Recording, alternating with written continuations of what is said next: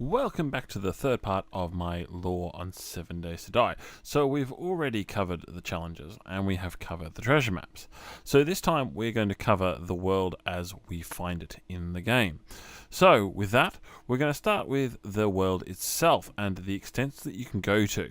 So we're going to start off with going to the edge of the map and having a look what's there. So as you can see, as we approach the edge of the map, there is a very defined line between us and this new zone.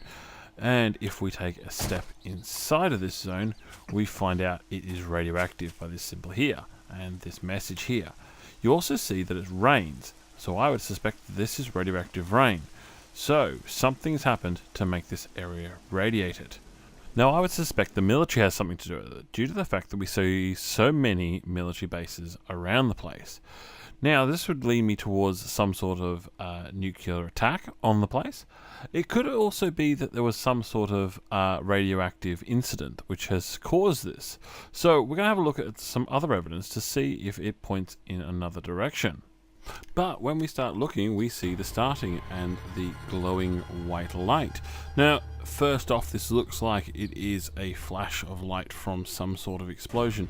However, when you go and look at the nighttime startups of the game from the start and from a safe position, you see this. And this is showing that there is no flash of light.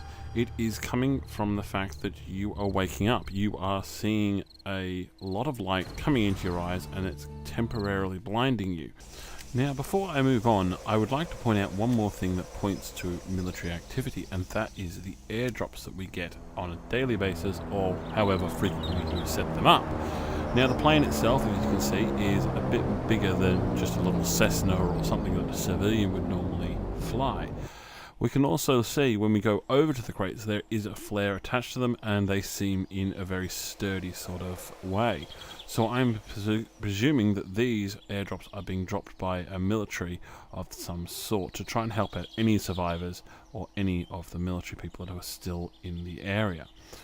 So let's head on to the next piece of evidence that points us in a particular direction for a storyline, and that's the infections. So let's go and have a look at them. Now, when it comes to infections, we know a couple of things. One is that when you're attacked by one of these birds or by one of the dogs, you can become infected. Now, this infection is quite a long period of time before you actually get the results. So I tested the theory out that when you die, you become a zombie. Now, the results were quite surprising. Now, as you can see, I am infected. I've got a few seconds left to live. I'm having to use first aid kits to keep myself alive for the length of the last part of the infection, of Infection 4, because it drops your health quite a lot. Now, as you can see, I'm about to die, and you can see that something was supposed to happen, and it kind of faltered and opened up the debug menu. So what I did was I allowed it to happen and respawn me. Now, I deliberately got myself into a particular room within my base which was locked off to see if there was a zombie. I would be able to shoot it before it killed me here in the base.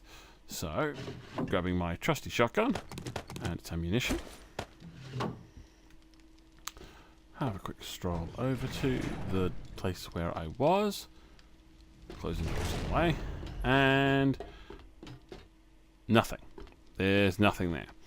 Now, my theory, I'll talk about in the next video, but my theory was around the fact that when you died, you would become a zombie, but that's clearly not what's happened. But the debug menu opening by itself points that there's something should have happened. So let's have a look at what else in the world points us in a direction for a bit more storyline. So with that, we're going to now look at cars. Now, if you come to the destroyed wasteland area, you see lots of cars scattered all over the place. They're in random sort of places by the looks of it, but when you look at them a bit more carefully, you start to realize that maybe this area was actually filled with lots of different places that they could go. following on from that, you also see that a lot of the cars have been stripped of all of their meaningful stuff. And you can see this throughout the wasteland, as you can see with this one here in the snow. Now this points to me that a lot of people were fleeing the destroyed area early on, and it also shows that a lot of time has passed between whatever happened and you waking up and arriving on the scene. So this could mean a couple of things, but I'll get to more detail when I do my full theory in the next video. But for now, we'll head on towards doing buildings and other infrastructure, because as you can see from this clip, there is a piece of bridge which is literally just sitting there. It's not a bridge in actual fact, it's actually an overpass. It's a freeway section which has been destroyed and just left in this place. So this is indicating in this particular area something massive has gone on, whether a earthquake or a massive bombing campaign or complete destruction by the local residents who've turned into zombies.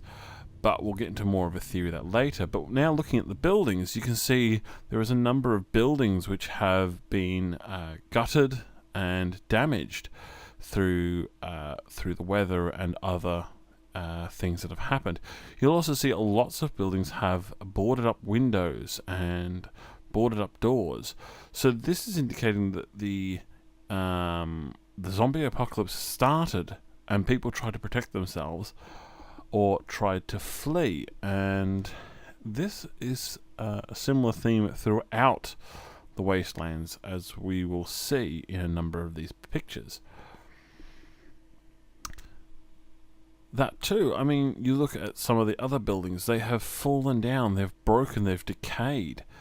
And this indicates that there's been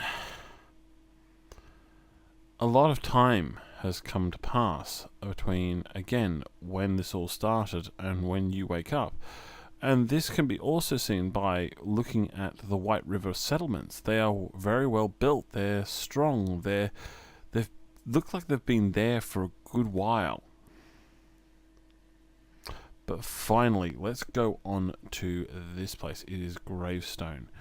Now, coming into this place, it is completely wrecked in a number of places. And if you look around, you see a lot of craters. Now, the craters, when you first look at them, look like bomb craters. But then when you see ones like this, it doesn't fit with that particular pattern. And may have been caused by a burst water main, creating a little bit of a sinkhole. But I also think that with the area we're in and the amount of damage that's been done, bombing would not be out of the question. But what about next door in the burnt lands? Now, this one's a bit harder to explain. However, I do have a bit of a theory on this, and I will go into some more detail later on it into the next video. But suffice to say, bombing may have been a key part of this little area as well, to try and stop the spread of the zombies. So I'll go into the theory and a full timeline in the next video. But until then, I've been Matt, and I will see you in the next one.